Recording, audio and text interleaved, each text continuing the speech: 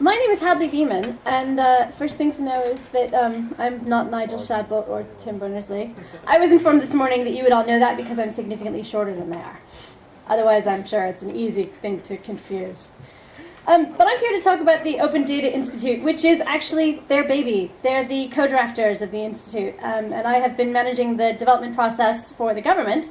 So I've somehow found myself sort of playing router and project manager and person who seems to know what's going on in the middle of an awful lot of different groups of people who are working to build this entity and institute.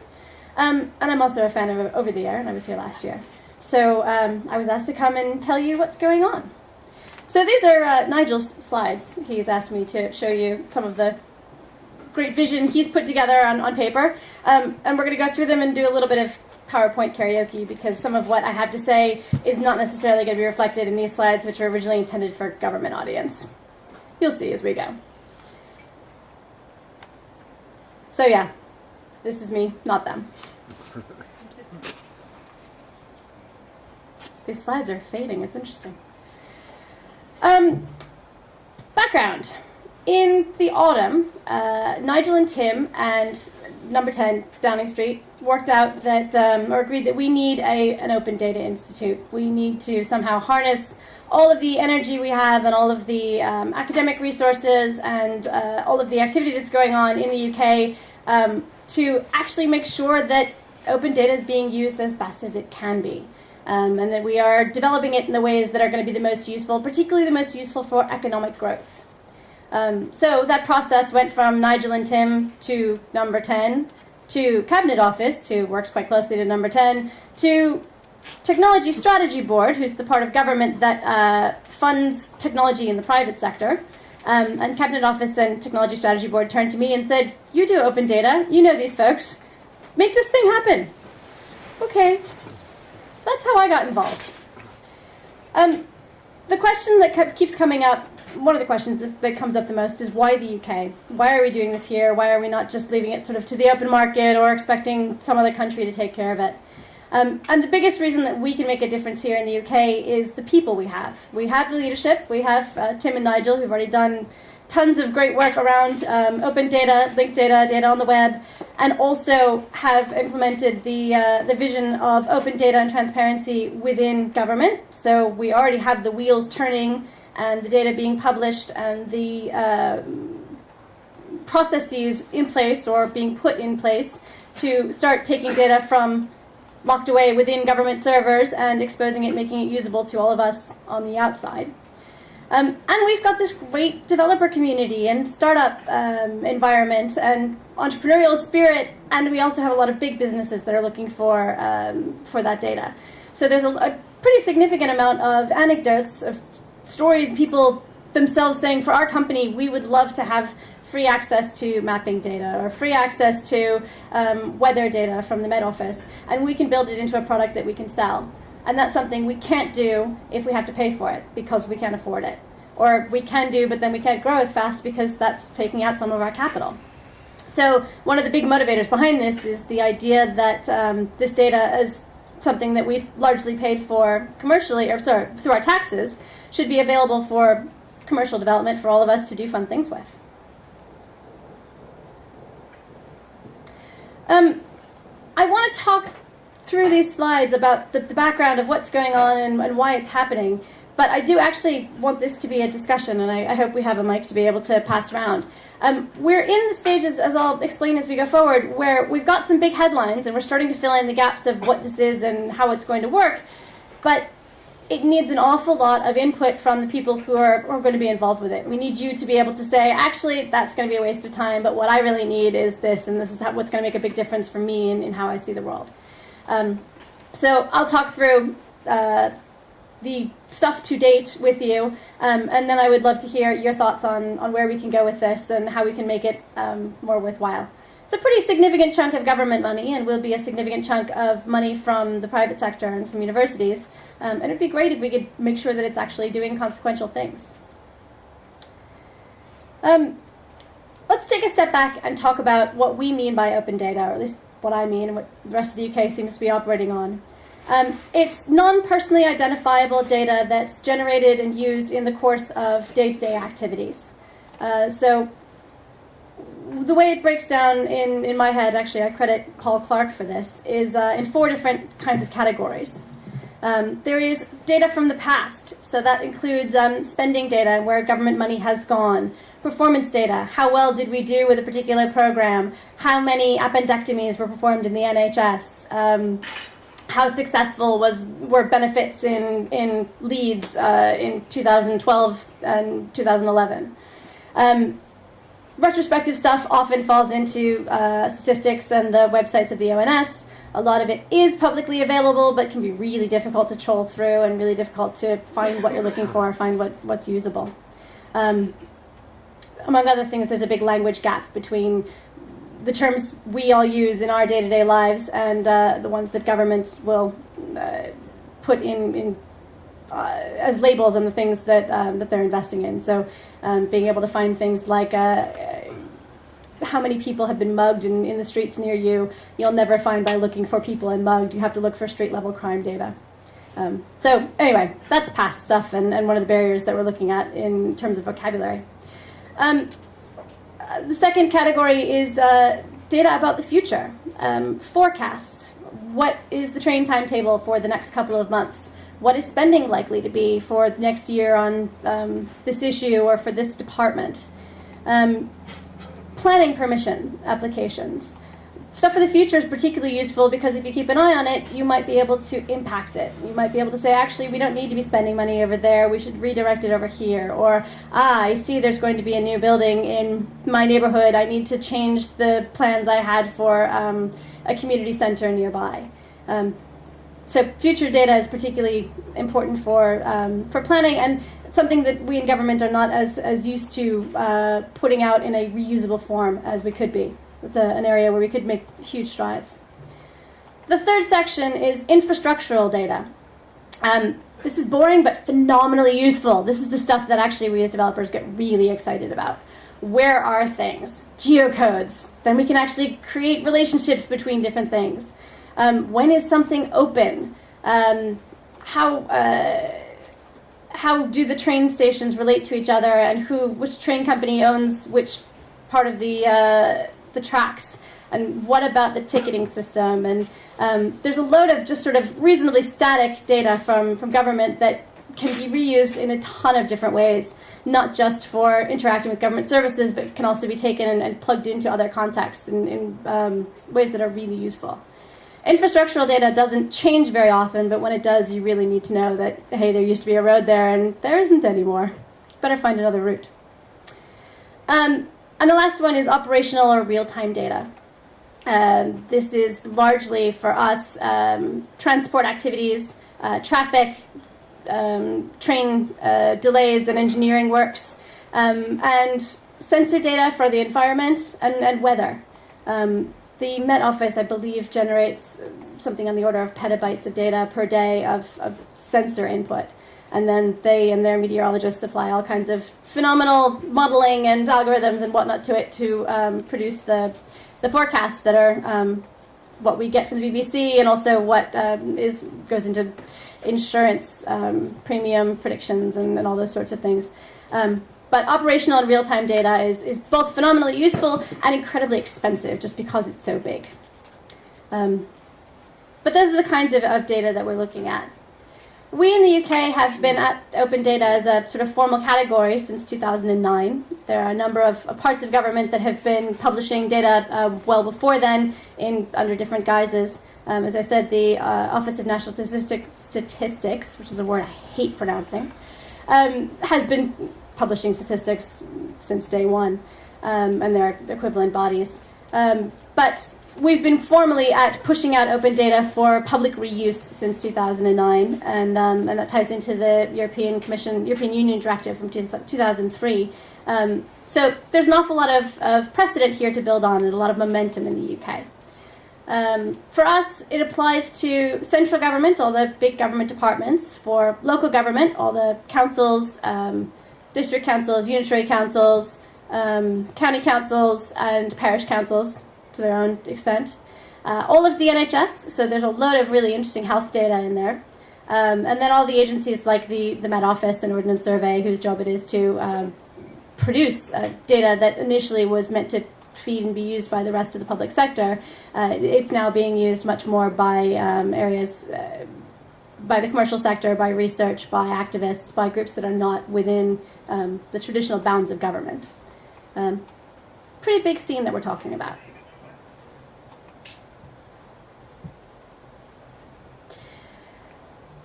The motivations behind the open data agenda in the UK are split into three, and this was actually originally laid out in the Conservative Technology Manifesto and then was adapted for the coalition agreement when we had our last election and coalition government came into power. The main points of interest in this are, first, redefining the relationship between the citizen and the state. So that's partially empowering activists, partially making it easier for transparency, for citizens to hold their government to account, and partially just making it easier for citizens to know what's going on and to have a much clearer access to things like news for specific areas, to be more plugged in. I think in this country we have a very significant cultural and, as I said earlier, vocabulary divide between what happens in government and then what everyone outside of government gets to see or is aware of, what's in the air. So data makes it much easier to start to bridge those gaps. The second main goal for open data has been economic growth. As I described a few minutes ago, there's an underlying principle here that which has been paid for by taxpayer money should be publicly available. There's a few little caveats. There's things like national security, personally identifiable, or violation of privacy or the Data Protection Act. And in some ways, we're still working that out, trying to figure out how we can get as much data out as possible without coming up against those barriers. We're also in that category running into challenges that you may have heard of around data that's traditionally been paid for, that's traditionally been sold. And government has been trying to redefine that model such that more data can be exposed and made available for free on the premise that once it's out there, it should generate more economic growth and eventually, among other things, more tax money for the Treasury that should cover the cost of producing it. But we're looking at changing the business models for some organizations that have been at it for 30, 40 years. So there's some legacy issues there. And there's always a question of, if we remove the funding for, if this year's data has been paid for by last year's license fees, if we remove this year's license fees, how can we make sure there's enough money to pay for next year's data? So that's been a whole thorny mess that I think we're still working on. We're getting a little bit closer to finding some workable solutions. But it's a new approach for government. It's a new thing to think about, and it's a new way of working. And it's prompting us to ask a whole lot of really difficult questions. The third motivation for getting into open data is innovation in the public sector. Believe it or not, there's actually a lot of good that can be done within government with this data. Some of it is by exposing the data to the outside world and having someone go in and, as has happened in Canada, spot that there's been fraud among charities, that charities have been set up fraudulently in order to launder money because the charities' register data was published and publicly available. Someone was able to go in and have a look and say, wait a sec, I don't recognize any of those there were 3 charities in the top 10 that he didn't recognize, and he worked in charities himself and then started doing a bit of digging and was able to work out that there was money laundering activities going on. So that's an identifiable savings, and I think there's pretty significant tax recoups coming out of that situation. There's another part of that side of the vision, though, which is that the public sector itself is a huge reuser of its own data, and not always incredibly efficiently. There are, in every organization that I've worked for, and I've been at it for 9 years as a freelancer, there are a team of people whose job it is to wrangle and clean and try to grapple with the data coming from other parts of the public sector. So the more we can get the data standardized and clean and usable and understandable, the less we have to pay for everyone trying to struggle with data in their own corners. So the vision is big, and the hope is that we can accomplish a lot with it. I hope you're appreciating that what I'm saying has little to do with the slides. Enjoy the slides. This is evidence of some of what we've already seen coming out of the data that's been published. To my mind, the apps and projects that are coming out are falling into four main categories. The first is navigating public services better. So that's being able to find out whether your bus is 5 minutes late or 10 minutes late, or actually not coming, so there's no point in waiting. Or working out that you've just sprained your ankle and your nearest A&E is 2 minutes in that direction, so don't bother heading off in the other to the other side. That's pretty significant because there's an awful lot of really messy interface points with data with government, and most of us don't pay attention to those until the time comes when you absolutely need job seekers allowance, or you absolutely need someone to fix your broken ankle. Apart from that, it's just all peripheral, and you're focused on what you're focused on. So making government services more accessible when they need to be accessible and tailored even on grounds like geography. That's a good win. That's a big deal. The second category is delivering services to government and on behalf of government. It's very easy if you are, let's say, a seller of MRI machines, to spend a lot of time going from NHS hospital to NHS hospital, trying to work out who might need an MRI machine, and you have to build up your sales database, and you have to keep track of who you've spoken to and what they've said. But all of their purchasing history should be publicly available information. And wouldn't it be great to be able to go through, and particularly if you had retroactive data, say, I recognize that this list of 10 hospitals last purchased MRI machines 10 years ago or 15 years ago. I'm not sure how long they survived. Don't quote me on that. But then you have a pretty clear sense of who's going to need a new one. Similarly, as the coalition is given coalition has established an agenda for open public services, which means that there's competition with private companies delivering public services. They will need government data to be able to do that. If you're running a job center, you need to be able to get the list of jobs available, and you need to be able to package those in a way that they're going to be useful.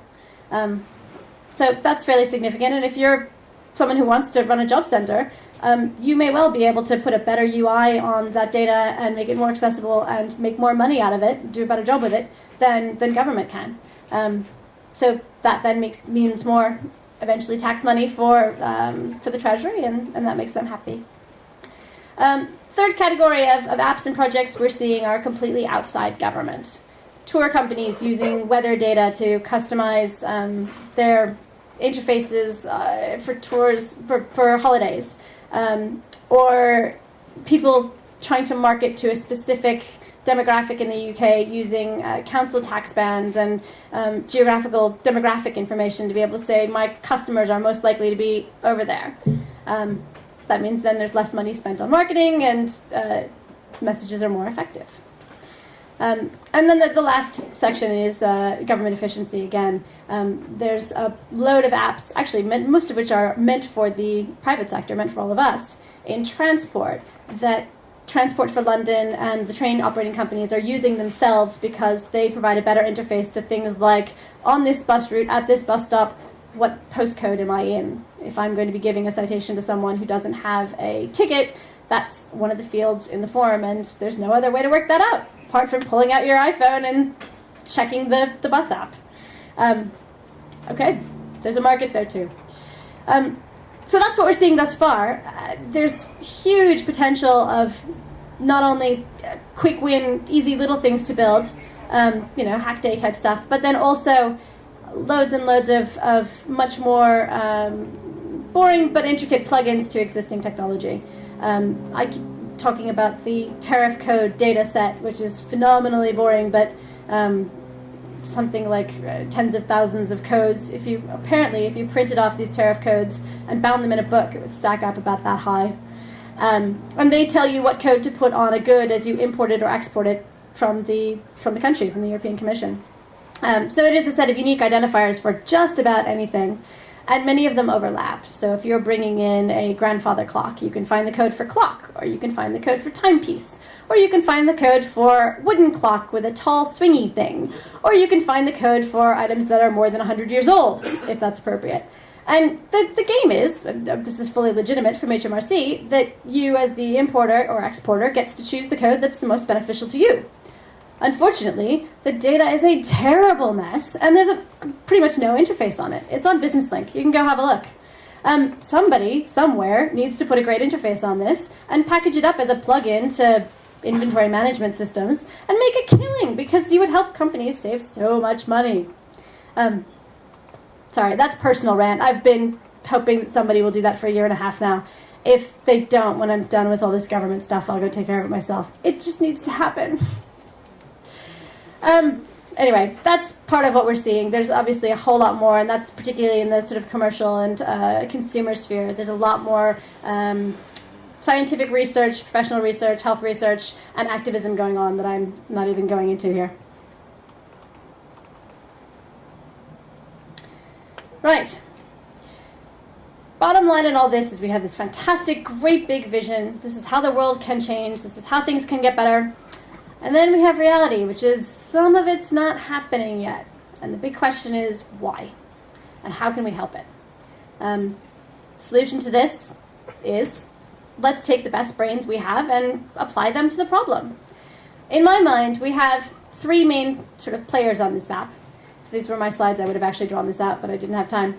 We have government, who has the data and is publishing the data. We have data researchers and technologists who have all sorts of great, whizzy things to do with the data. And then we have entrepreneurs and businesses who say, I may not know so much about data technology, but I see that there is a problem in people getting to their trains on time or finding somewhere to have your ankle looked at, whatever the situation may be. These are hugely oversimplified, and I realize there are definitely a lot of crossovers in terms of people. But there seems to be some disconnects there. There seem to be some problems. Not the least of which is, to my mind, I think the data researchers are largely building vocabularies for and working on areas that are not necessarily what business is asking for, not necessarily what you can make money on and what's immediately useful, what people want to make a difference in their daily lives. So how do we direct that? How do we support the entrepreneurs and computer scientists and developers to learn more about what data tools are available and what data is available? How do we help direct the research world to produce stuff that's actually going to be what's needed? And then how do we direct government to be publishing the stuff that we care about? Government is sitting on, I can't even count how many servers worth of data, and there's work to be done to publish it, to get it out. They have to redact any personal information. They have to create APIs when they do create APIs.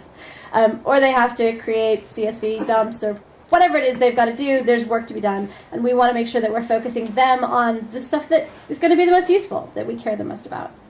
So those are the problems that we know about, that I know about, and I suspect there are others in this picture that we haven't yet worked out. And that's part of what I want to hear from all of you, part of what we need the Institute to be focusing on. What we know thus far is that the Institute will do four main things. I like lists of four, have you noticed? The first is it will support startups with both technology support, where you need to learn how to form a Sparkle query, if that's the case, or you need to worry about big data hosting, dev null notwithstanding, whoever Dan is. And then also business support where it's necessary. There are a number of startups that are really kicked off by developers who are phenomenally skilled in the technology but have no idea how to deal with the tax ramifications of starting a business or the recruitment and employment law and those kinds of things. So being able to make sure that they've got those bits covered can help make the startup successful. Supporting startups is going to happen in a number of ways, some of which will be year-long sort of contracts for support that will come from competitions. Some of which will be total immersion events, which are kind of like hackathons, but instead of being 1 or 2 days, they're going to be maybe 2 to 4 weeks, where you get to start with whatever idea you have, and then really develop it with a lot of help and a lot of connections and sort of oversight and other people to plug in energy and enthusiasm and be a resource to jumpstart something that might not otherwise be of interest. You might not want to do it on your own, by yourself. But this will help give the more support to nurture that. There will also be a jumpstart scheme for graduates or students who have a pretty clear idea of what they want and may have already built something, may have already pushed it out during university, but again, may not have the wrapper of a company around it, or may not have the capacity to grow if they do have a company. So we can help get them going in a hurry when really what they need is just a bit of support to get over the initial hurdles of being a startup, and then they can run successfully on their own. So that's supporting startups, and also some SMEs, small and medium enterprises as well. Second thing that the ODI will do is some economic research into where open data is useful already, where it can be useful, and this should help governments, and actually not just the UK governments and the European Union, but all governments guide their own investments, and also to help entrepreneurs and developers and all of us say, actually, what's going to be here for a long time, or what was useful that I hadn't recognized to other people who are not the ones that I usually hang out with. Here's the research, here's the evidence, here's where we go with it. Third category of what the Open Data Institute will do is data research, data wrangling, data work. They're going to be building vocabularies, working on data standards, participating in W3C and other standards bodies that are relevant to this kind of work. And they will be doing bespoke research and collaborative projects with really anybody who's got something fun to explore. Companies, universities, governments. There's going to be a lot of really interesting activities going on, funded through, partially through our government, but then also through a load of other means. And the last thing that we know the Open Data Institute will be doing is formal postgraduate training. There will be a fellowship and a postgraduate program for getting an Open Data Institute credential, which will be approved through Southampton University. And I think those are 3 to 4 months. They're multiple month, really intensive courses. But that will then help to essentially scale up a lot of the rest of the workforce for whom data may not be their thing to date, to be ready to deal with what data is coming out of government. So those are the activities on the project plan. What the Open Data Institute will be is sort of another question. We know it's going to be a building in Shoreditch. We want it to be a building where all of us can drop in and have a coffee and actually feel like it's worth being there and saying hello, and there are interesting people there and interesting things going on. It looks like a lot of the research will be based in Shoreditch, and being an Open Data Institute should be open. So it would be great to be able to wander in and sort of look over people's shoulders and see what they're up to, and be able to say, you know what, I have this really annoying problem with this one vocabulary. Has anybody got an alternative, or can anybody fix it? The whole idea behind putting it in Shoreditch is that that's where government is focusing its Tech City initiative. In other words, it's where a lot of startups are already. And it would be great to have this be kind of a social or community hub where it's easy to pop in, it's useful to be there for 5-10 minutes and have a coffee and then go on your way. And we can start connecting not only the resources of the Institute to the rest of the community, but make it really easy for all of us who work there, and I'm one of them, my office is in Old Street, to run into everybody else who works there, because that doesn't happen very often. And when it does happen, for me, it's usually incredibly useful in ways that I don't necessarily know that I need to set up a meeting for or to arrange. So we need a building, a physical place to start to encourage some of those kinds of interactions. It will also be a network of specialty centres, probably in areas like transport and healthcare, and possibly in different parts of the country, hosted by partners of some kind. So there'll be areas of really intense activity around specific topics. And then, as I mentioned, it's going to be a load of activities with the fellows, with the training, and with the research that's happening on the ground. There's going to be a lot of people who are coming and going, who are either seconded in from a company and with the ODI for X period of time, or who have been employed by the ODI and who are then basically deployed to a company or a project or some other ongoing activity to go and help out on the ground for a while. So there should be a lot of coming and going and a lot of interface points, a lot of ways in which this could be helpful to all of you, to all of us, in short bits and in bigger projects if that's what you need.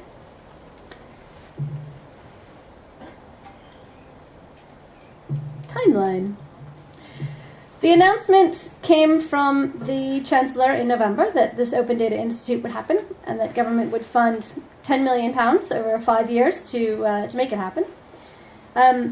Since November, there's been a very intensive period of business plan drafting, which has been largely, I think it's 50 or 60 pages of this is what we think the Institute needs to be, this is what it needs to focus on, sort of on a high level, this is why open data is important, these are the kinds of companies that we might engage with, and this is what kind of role they might have, but we need to talk to them a bit more to make sure that this is what's interesting to them. It is as much as we knew, as much as particularly Nigel and Tim knew at the time, and it was all set down in April when it was sent for independent assessment, which is part of how government makes sure that the large investments are assigned responsibly.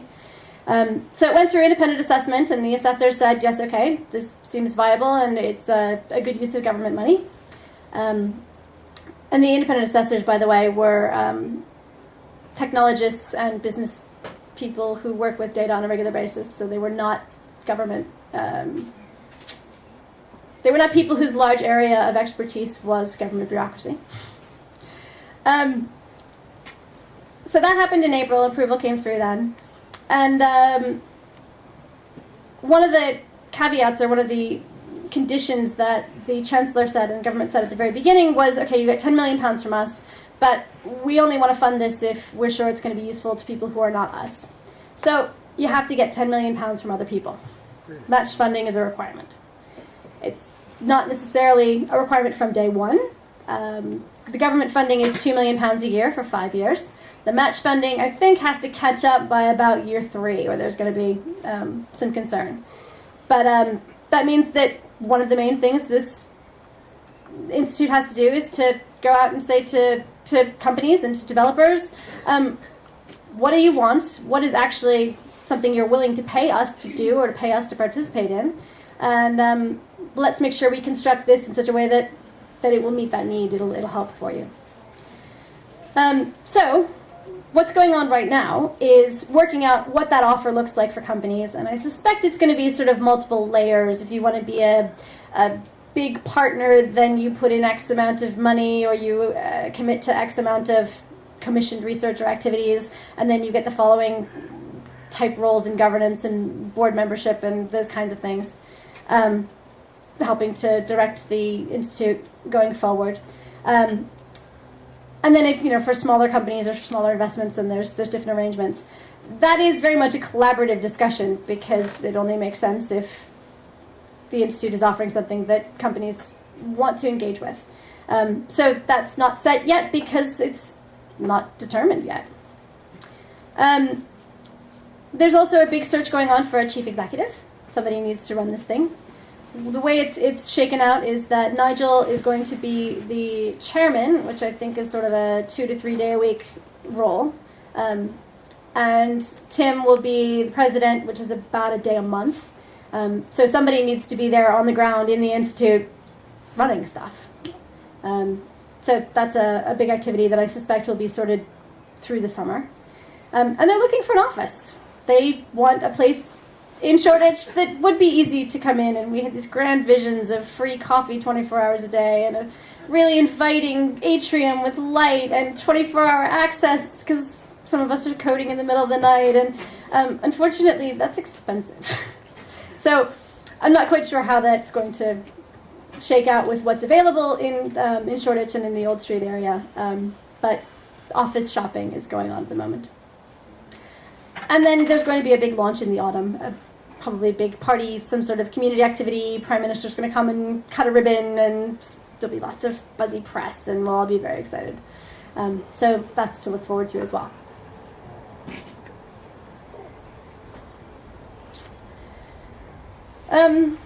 That's a summary of what I think I just went through. You can take my word for it. Right. This slide is the offer of how to get involved for match funding. What may be available for companies and universities, to be fair, if they want to engage. There's also a big level of engagement with all of us as developers, with specifically all of you, to make sure that this works. So we need to be thinking about whether there are data problems that you need solved, whether there are vocabularies that it would be great to have, whether there's no mapping between specific weird bespoke languages you're using. What is it that's standing in your way of doing something useful with this data? We also need actually to hire technologists. I don't know how many we've got in the final tally. I think probably 6 to 8 in the first year. But we need people who actually understand data inside and out and are really excited about it and are able to talk about it in a way that will make sense to somebody who cares more about the business plan than about the specifics of how their technology is.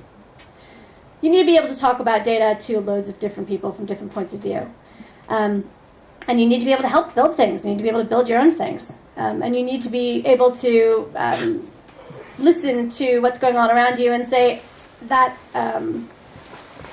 what someone has just told me, that's something we should get involved in. That's a problem we need to fix.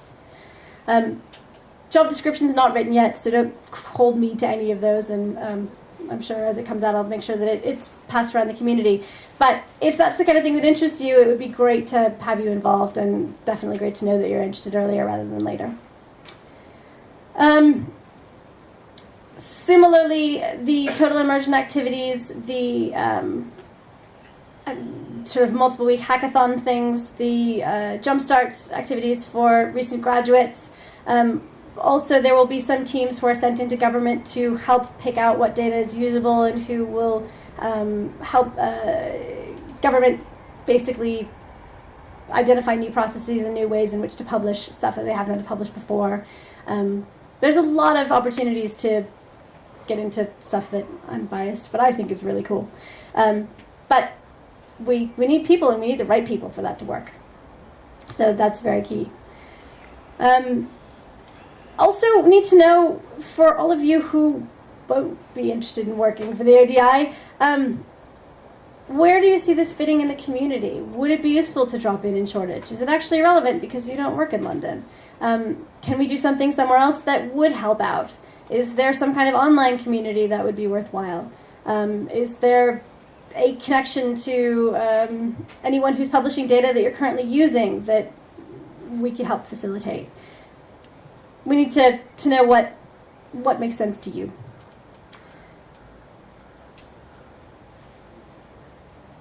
And finally, going back to where I started earlier, we have government publishing data. We have data researchers and developers who spend all their time working just on data, but probably not specifically government data or open data. And then we have entrepreneurs and businesses who have their own agendas that are independent of all that, and they're not necessarily making use of the open data that's available, or they're not aware of it, or they're not aware of the tools that can help them run with it, help them do something substantial. So with that hole in the middle, what can we do with this institute? How can we make it make more sense? And I'll open that up to questions. Yeah. Do we have a microphone?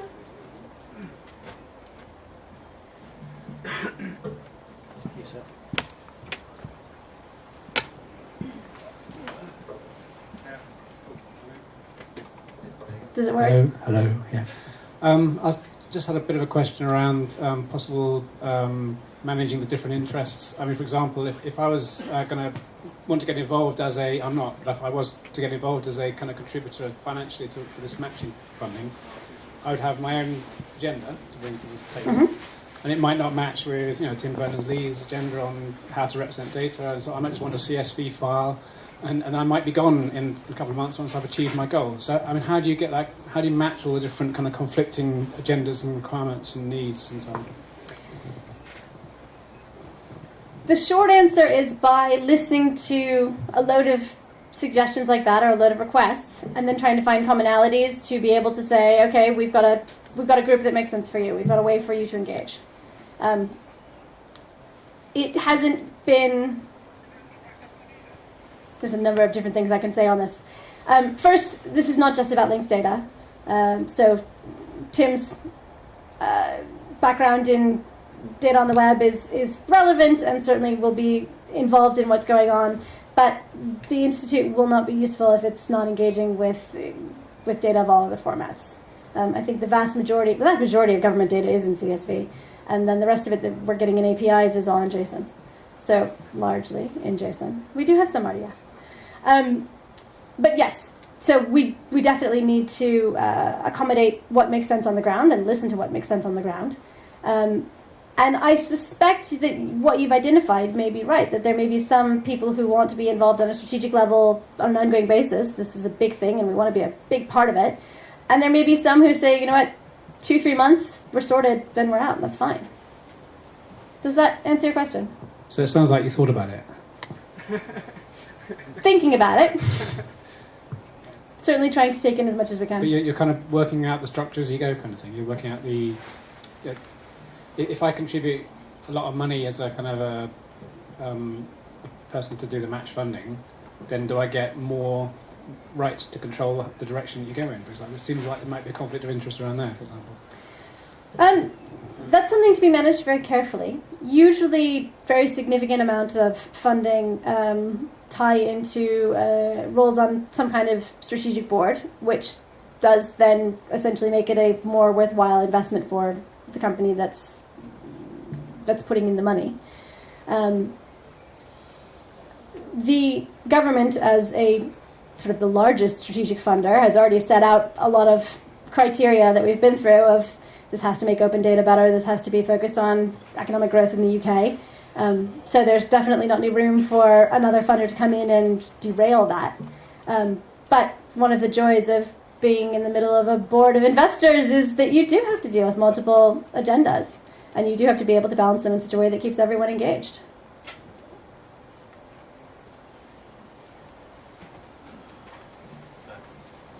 Hi, my name's Grant. I run for a blog called Android Bloke, and I work in mobile in Shoreditch, actually.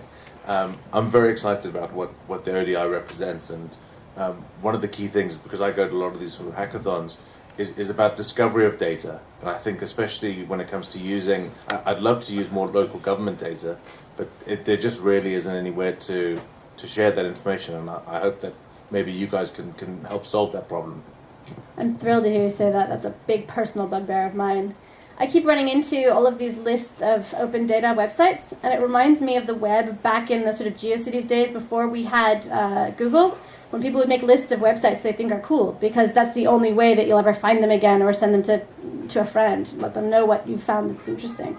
And then Google came along and indexed everything properly, and then there was no point in curating your own little list of the cool stuff on the web. We haven't fixed that problem for open data, because the behavior is still there. People are still trying to make their own catalogs. Yeah, that's huge. This is the million-dollar question. How soon do you think you guys will be able to release something that will be able to start solving that sort of problem? That is a million-dollar question. Let me tell you what I know. The Institute will probably not start doing a whole lot of research and interesting stuff until after the launch, because until then it's mostly setting up governance. So my guess is that that kind of thing would start in September, October, November, and then it depends on how long they're going to put into building something to release, who's involved, how complex it is. There's a pretty significant commitment to open source and open development, just because it's the Open Data Institute, and really that makes sense. But creating open source code doesn't necessarily mean that there's documentation and that it's accessible to anybody outside that team. So I don't know is the short answer. Can I make a quick suggestion? You know, Sure. you do your total immersion days. Mm-hmm. You know, I'd love to have a go at trying to build something like that, and I'm sure there's other people that would also, you know, really like that, maybe with ratings, reviews. Maybe that's a really nice way to actually let your community help you to help the community. Say some more. Ratings and reviews? Like, for example, you want to do these total immersion where people will be producing products. Mm-hmm. You know, we work with APIs quite regularly. And to be able to actually say, you know, does it support JSON? Yes, it does. You know, is it nicely documented? Is there a console? You know, all these little things that are just so useful.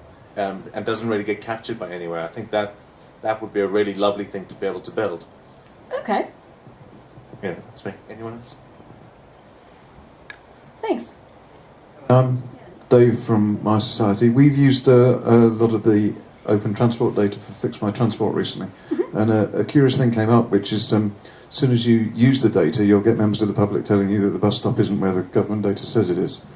And we're now managing those changes, and a curious dialogue starting where we're usefully feeding that data back.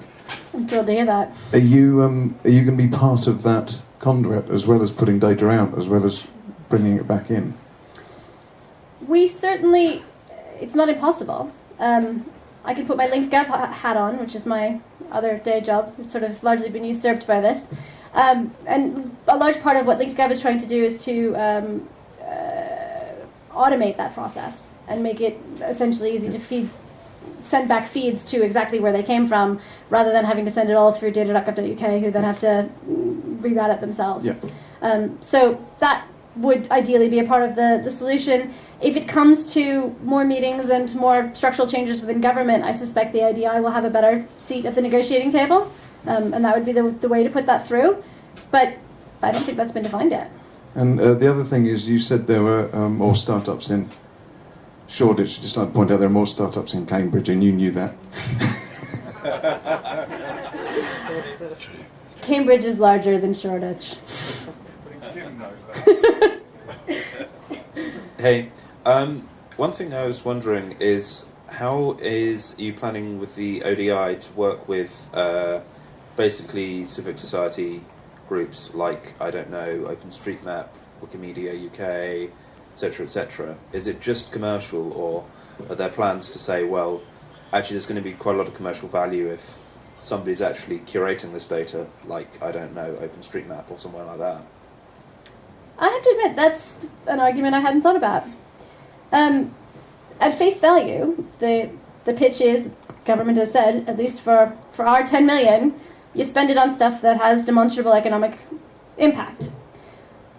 Coincidentally, not very coincidentally, it's not a coincidence at all, the economic research that the ODI will undertake pretty much from day one, trying to work out what the economic impact of open data is and where it's having the most impact already, and how we can maximize that, will help the ongoing discussions about where the ODI should be positioned, I think.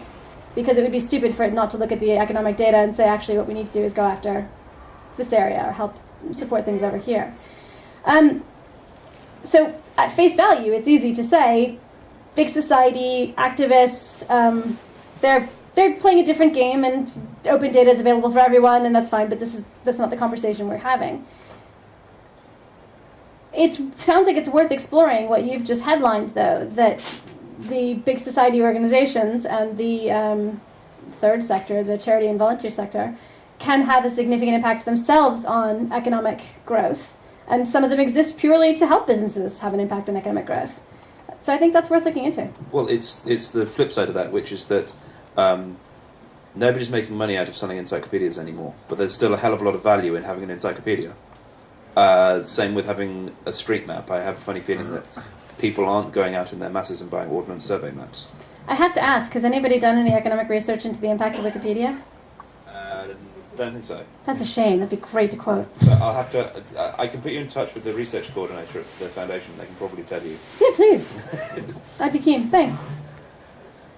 Can we get the mics to the back?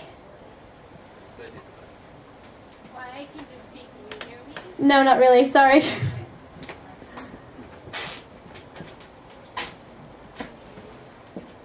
Hi. To understand this properly, this is you're talking about data that is interfering, produced by the government. Is that right? Largely. Yes. What about data that is produced by regular people? Would it have a home with you as well? Because as people have mentioned, I mean, we cannot assume that all public data or all government data is accurate. And there are tons of citizen scientists out there who are collecting their own data, and now with Arduino and Raspberry Pi and all these advanced things that are coming out. People are getting really creative and collecting data about their environment and making all sorts of patterns and information, and this data is growing. Is there a home for this there? This is where Tim Berners-Lee's vision of open data and data on the web is particularly relevant. There should be no reason as a developer or as a reuser of data that what you've posted of your own data should be just as accessible to what the Environment Agency has posted or BIS for science activities. So partly the web should help facilitate that and take care of that, and some of that comes back to the discovery issue. If you put up data, it should be just as findable, and particularly if it's well-respected data, it should be really findable, in addition to what government is producing. Also, though, it's important to remember that in the big picture, what is being done for open data and what's happening with open data this is my view, I certainly won't speak for Tim or Nigel, but it's particularly exciting not only because this is a shared resource that we can all make use of and potentially make money from, but it's also an opportunity to collaborate on the tools that make data usable and accessible and interesting everywhere else. So if we work out something that, for example, a model for the kind of data that you're working on, because there is some open data some government open data that's relevant, or because you're working with government open data, and that makes it relevant, what you're working on may also be useful for a researcher that is working completely outside of government, working on proprietary stuff with their own funding and their own money. The tools are transferable. The data itself isn't always because of licensing terms and privacy concerns. This is also true with personally identifiable data. The My Data initiative, which is coming out of BIS, and it's the initiative from government that says that companies should return personal data back to users. So your mobile phone company should give you an API essentially to your mobile phone use such that you can then do interesting things with that data and, among other things, compare it to other tariffs, for example. The team that are working on My Data at BIS have all the same data aggregation and formatting challenges that we do in LinkedGov and in open data, because the mechanics are the same. It's just the content that's different. So there's an additional crossover in the open data discussion, and certainly in the Institute, with what is being built collaboratively, and hopefully you will be a part of that, particularly if you have data that you think is relevant and should be a part of the conversation, that those tools can then also be used outside of the open data context. Does that help? Okay. The other side of that, the quick addendum, is if you see opportunities where it should be included and it's not, keep bringing them up, please. Yeah, in the red? Who do we talk to if we hypothetically want the CEO's job? Nigel Shadbolt, his Twitter name is up there. He is acting CEO. They are in the middle of a big discussion with recruiters defining the job spec and all that. So they're not quite to the point of taking CVs yet, but he's your point of contact. Alternately, you can tweet UKODI, which you really can't see. I'm sorry about that. But they'd be your main points. Failing all that, or even before that if you'd like, you can contact me and I'll put you in touch with them.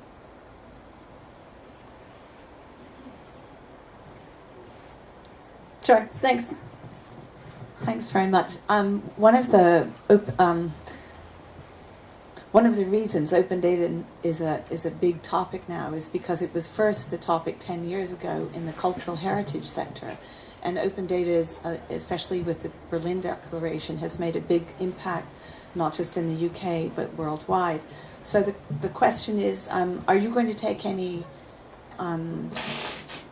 hints from how that open data idea rolled out in the cultural heritage sector, especially in problems that you had with mixed business models about using proprietary and non-proprietary data, but also the big social impact? A really good example of how open data made a big impact was with Europeana, which crashed in its first 2 hours because it had 60 million viewers when they thought they would only have 10 million. So, yes, there are definitely some great lessons to be learned in there, and we need to highlight them as best we can.